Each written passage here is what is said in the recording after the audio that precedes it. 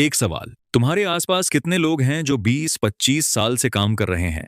अच्छी सैलरी है, घर चल रहा है, बच्चे पढ़ रहे हैं, सब ठीक लगता है। लेकिन अगर उनसे पूछो यार फाइनेंशियली कहाँ हो, कितनी सेविंग्स हैं, क्या इन्वेस्ट किया है, अगर नौकरी चली जाए तो कितने महीने निकाल सकते हो? तो जवाब अनकंफर्टेबल साइलेंस, या फिर यार अभी तो खर्चे बहुत हैं, ईएमआई चल रही है, बच्चों की फीस है। देखते हैं 25 साल की मेहनत और फाइनेंशियली वहीं। यह एक इंसान की कहानी नहीं है, यह करोड़ों मिडिल क्लास इंडियंस की कहानी है। और आज मैं तुम्हें वो असली रीजन बताऊंगा जो कोई डायरेक्टली नहीं बताता। मिडिल क्लास कभी अमीर क्यों नहीं बन पाता? यह किसी को ब्लेम करने के लिए नहीं है, यह एक मिरर है जो शायद अनकंफर्टेबल करे, लेकिन यही मिरर सब बदल सकता है। और ध्यान रखना, आज की वीडियो में एक ऐसा कॉन्सेप्ट है जो तुम्हारे हर फाइनेंशियल डिसीजन को हमेशा के लिए अलग तरीके से देखने पर मजबूर कर देगा। वो कॉन्सेप्ट वीडियो के आखिरी हिस्से में है, इसलिए पूरी वीडियो देखना। पहले एक ऑनेस्ट रियलिटी, मिडिल क्लास होना कोई बुरी बात नहीं है। मिडिल क्लास में मेहनत होती है, वैल्यूज होती हैं, जिम्मेदारियां होती हैं। प्रॉब्लम मिडिल क्लास में नहीं है, प्रॉब्लम मिडिल क्लास माइंडसेट में है। और वो माइंडसेट एक स्पेसिफिक ट्रैप बनाती है जिसमें एक बार फंसो तो निकलना बहुत मुश्किल हो जाता है। उस ट्रैप को समझने के लिए पहले एक फंडामेंटल कॉन्सेप्ट समझना होगा, एसेट्स वर्सेस लाइबिलिटीज। सबसे important concept assets versus liabilities, ये दो वर्ड्स, लेकिन इन दोनों का फर्क समझ लो तो फाइनेंशियल लाइफ का पूरा गेम क्लियर हो जाता है। एसेट क्या है? एसेट वो है जो तुम्हारी जेब में पैसा डाले। Rental income, dividends, business profits, royalties, returns on investment, ये सब एसेट्स से आता है। लाइबिलिटी क्या है? लाइबिलिटी वो है जो तुम्हारी जेब से पैसा निकाले। EMI, loan interest, maintenance costs, depreciating items, ये सब लाइबिलिटीज हैं। सिंपल है ना? लेकिन यहाँ एक ट्विस्ट है। मिडिल क्लास की सबसे बड़ी गलती ये है, वो लाइबिलिटीज को एसेट समझता है, और यही एक कंफ्यूजन पूरी जिंदगी की फाइनेंशियल स्ट्रगल का कारण बनती है। मिडिल क्लास कौन सी लाइबिलिटीज को एसेट समझता है? पहली, घर। घर लेना सबसे बड़ा इन्वेस्टमेंट है। इंडिया में यह सेंटेंस हर घर में सुनाई देता है, लेकिन सच यह है, अगर तुम उस घर में रहते हो तो वो घर तुम्हारी जेब में पैसा नहीं डाल रहा, वो तुम्हारी जेब से पैसा निकाल रहा है। EMI, property tax, maintenance, repairs, यह सब तुम्हारी जेब से जाता है, लाइबिलिटी है। एसेट तब बनता है जब वो घर किराए पर दो और वो किराया तुम्हारे खर्चों से ज्यादा हो। दूसरी, कार। यार अब तो कार लेनी ही पड़ेगी, स्टेटस के लिए भी और जरूरत के लिए भी। कार डेप्रिसिएट्स, हर साल वैल्यू कम होती है। EMI, insurance, petrol, maintenance, parking, यह सब तुम्हारी जेब से जाता है, प्योर लाइबिलिटी। तीसरी, लेटेस्ट फोन। यार काम के लिए चाहिए, 6 महीने में नया मॉडल आएगा, पुराना आउटडेटेड, ईएमआई पर लिया, वैल्यू इंस्टेंटली कम हो गई, लाइबिलिटी। मिडिल क्लास ट्रैप कैसे काम करता है? अब असली खेल। मिडिल क्लास की इनकम का फ्लो कैसा होता है? सैलरी आती है, तुरंत जाती है ईएमआई में, रेंट में, बिल्स में और उन लाइबिलिटीज के मेंटेनेंस में जिन्हें उन्होंने एसेट समझकर खरीदा। और जो थोड़ा बचता है वो अगले मंथ के लिए छोड़ दो या फिर अगली लाइबिलिटी खरीदो। यह साइकिल, यही मिडिल क्लास ट्रैप है। हर महीने, हर साल, रिपीट। और सबसे डेंजरस बात, यह ट्रैप कंफर्टेबल लगता है। ईएमआई चल रही है घर का, ठीक है, कार की ईएमआई जरूरत है, फोन की ईएमआई काम के लिए है, सब जस्टिफाई होता है, सब नॉर्मल लगता है। और इसीलिए ये ट्रैप इतना डेंजरस है, क्योंकि जो ट्रैप पेनफुल हो वो छोड़ देते हो, लेकिन जो ट्रैप कंफर्टेबल हो उसमें बैठे रहते हो। अमीर लोग क्या करते हैं? अमीर लोगों का इनकम फ्लो बिल्कुल अलग होता है। सैलरी या इनकम आती है, पहले एसेट्स में जाती है, इन्वेस्टमेंट, स्टॉक्स, रियल एस्टेट जो रेंटल इनकम दे, बिजनेस, डिजिटल प्रोडक्ट्स, और उन एसेट्स से जो इनकम आती है उससे लाइबिलिटीज और लाइफस्टाइल। यही फंडामेंटल डिफरेंस है। मिडिल क्लास इनकम लाइबिलिटीज कुछ नहीं बचता, अमीर इनकम एसेट्स, एसेट्स से इनकम, फिर लाइफस्टाइल। एक पैटर्न वेल्थ डिस्ट्रॉय करता है, दूसरा पैटर्न वेल्थ क्रिएट करता है। मिडिल क्लास ट्रैप के 7 असली रीजन। अब डीपर जाते हैं। रीजन नंबर 1, स्कूल ने यह नहीं सिखाया। स्कूल में क्या सीखा? मैथ, साइंस, हिस्ट्री, लैंग्वेजेज, लेकिन कभी किसी टीचर ने यह नहीं सिखाया एसेट क्या होता है, लाइबिलिटी क्या होती है, कंपाउंडिंग कैसे काम करती है, टैक्स कैसे सेव करते हैं, इन्वेस्टमेंट कैसे करते हैं।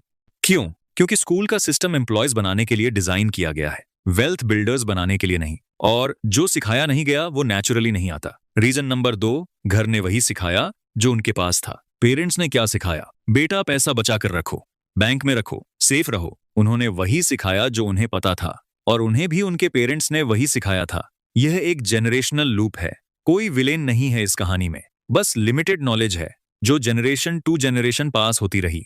रीजन नंबर 3, दिखावे की कल्चर। मिडिल क्लास में एक इनविजिबल प्रेशर होता है, रिलेटिव्स, सोसाइटी, नेबर्स। अरे उनके बेटे ने नई कार ली देखो उनका घर कितना बड़ा है, यार आजकल तो सब आईफोन यूज करते हैं। यह प्रेशर कॉन्शियसली या अनकॉन्शियसली फाइनेंशियल डिसीजन ड्राइव करता है। पैसा इसलिए खर्च होता है कि दूसरे क्या सोचेंगे, एसेट्स इसलिए नहीं बनते। और यही दिखावे कि कल्चर वेल्थ बिल्डिंग का सबसे बड़ा दुश्मन है। Reason number 4, lifestyle inflation. यह सबसे स्नीकी ट्रैप है। सैलरी बढ़ी, लाइफस्टाइल भी बढ़ गई। पहले 10,000 में घर चलता था, सैलरी 30,000 हुई, खर्चे 28,000 हो गए। सैलरी 60,000 हुई, खर्चे 55,000 हो गए। हर सैलरी हाइक के साथ लाइफस्टाइल अपग्रेड और नेट सेविंग ऑलमोस्ट सेम। यही लाइफस्टाइल इन्फ्लेशन है। अमीर लोग सैलरी बढ़ने पर लाइफस्टाइल नहीं बढ़ाते, इन्वेस्टमेंट बढ़ाते हैं। रीजन नंबर 5, इमरजेंसी फंड का नहीं होना। मिडिल क्लास के पास ज्यादातर कोई इमरजेंसी फंड नहीं होता। एक झटका आता है, medical emergency, job loss, sudden expense, और तुरंत लोन लेना पड़ता है। क्रेडिट कार्ड स्वाइप होता है या सेविंग्स जो थीं वो खाली हो जाती हैं, और यह एक झटका महीनों की रिकवरी लेता है। बिना इमरजेंसी फंड के हर अनएक्सपेक्टेड एक्सपेंस एक फाइनेंशियल सेटबैक बन जाती है। Reason number 6, single income source. Middle class की सबसे बड़ी वल्नरेबिलिटी, एक सैलरी, एक सोर्स, एक जॉब। अगर वो जॉब गई तो सब कुछ गया। अमीर लोगों के मल्टीपल इनकम स्ट्रीम्स होते हैं, rental income, dividends, business, side income, royalties. अगर एक स्ट्रीम स्लो हो जाए, दूसरे चलते रहते हैं। मिडिल क्लास इसे लग्जरी समझता है, एक्चुअली ये नेसेसिटी है। रीजन नंबर 7, जल्दी रिजल्ट चाहिए। वेल्थ बिल्डिंग स्लो प्रोसेस है, लेकिन मिडिल क्लास को जल्दी रिजल्ट चाहिए। एसआईपी शुरू की, 3 महीने में रिटर्न्स कम दिखे, बंद कर दी।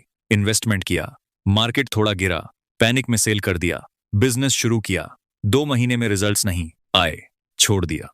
और फिर यार इन्वेस्टमेंट में कुछ नहीं रखा। नहीं, इन्वेस्टमेंट में बहुत कुछ रखा है, लेकिन पेशेंस नहीं रखी। मिडिल क्लास ट्रैप से कैसे निकले? अब प्रैक्टिकल पार्ट। स्टेप नंबर 1, पहले एसेट्स और लाइबिलिटीज आइडेंटिफाई करो। अपनी पूरी फाइनेंशियल लाइफ को एक पेपर पर लिखो। एक कॉलम जो तुम्हारी जेब में पैसा डालता है, दूसरा कॉलम जो तुम्हारी जेब से पैसा निकालता है। यह एक्सरसाइज करने पर ज्यादातर लोगों को पता चलता है उनके पास एसेट्स नहीं है, सिर्फ लाइबिलिटीज हैं। और यह अवेयरनेस पहला कदम है। स्टेप नंबर 2, हर सैलरी से पहले इन्वेस्टमेंट निकालो। नियम सिंपल है, सैलरी आए पहले इन्वेस्टमेंट, बाकी में महीना चलाओ। मिनिमम 20%, अगर पॉसिबल हो तो ज्यादा। यह अनकंफर्टेबल लगेगा, शुरुआत में एडजस्ट करना पड़ेगा, लेकिन 6 महीने बाद तुम उसी अमाउंट में जीना सीख जाओगे और वो 20% क्वाइटली तुम्हारे लिए काम करता रहेगा। स्टेप नंबर 3, लाइफस्टाइल इन्फ्लेशन को रोको। सैलरी बढ़े सेलिब्रेट करो, लेकिन पूरी रेज लाइफस्टाइल पर मत उड़ाओ। नियम ये बनाओ, सैलरी हाइक का आधा इन्वेस्टमेंट में, आधे से लाइफस्टाइल थोड़ी बेटर करो। ये बैलेंस वेल्थ बिल्डिंग को फास्ट करता है। स्टेप नंबर 4, इमरजेंसी फंड बनाओ। पहले 3 से 6 महीने के एक्सपेंसेस का बफर एक अलग अकाउंट में, जहां इजीली हाथ न पहुंचे। यह फंड बनने के बाद तुम्हारे डिसीजन की क्वालिटी ऑटोमेटिकली बेहतर हो जाती है, क्योंकि प्रेशर नहीं होता, पैनिक नहीं होता। स्टेप नंबर 5, एक साइड इनकम बनाओ।